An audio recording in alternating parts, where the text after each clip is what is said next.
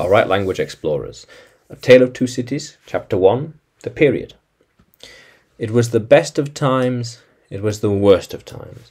It was the age of wisdom, it was the age of foolishness. It was the epoch of belief, it was the epoch of incredulity. It was the season of light, it was the season of darkness. It was the spring of hope, it was the winter of despair. We had everything before us. We had nothing before us. We were all going direct to heaven. We were all going direct the other way. In short, the period was so far like the present period that some of its noisiest authorities insisted on its being received, for good or for evil, in the superlative degree of comparison only. There was a king with a large jaw and a queen with a pale face on the throne of England. There was a king with a large jaw and a queen with a fair face on the throne of France.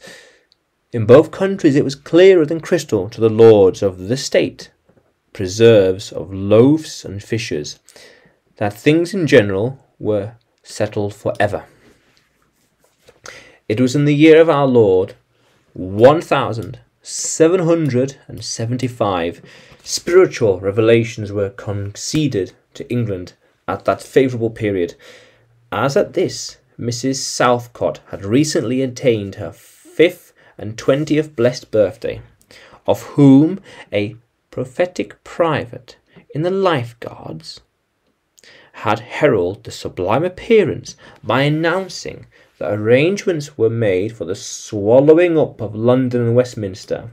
Even the Cock Lane ghost had been laid only a round dozen of years after rapping out his messages, as the spirit of this very year last past, supernaturally deficient in originality, rapped out theirs.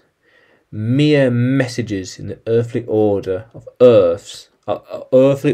events had lately come to the English crown and people from a congress of British subjects in America, which, strange to relate, had proved more important to the human race than any communications yet received through any of the chickens and Cock Lane brood. France, less favoured on the whole as to matters of spiritual than her sister of the shield and trident, rolled with exceeding smoothness downhill, making paper money and spending it under the guidance of her Christian pastors.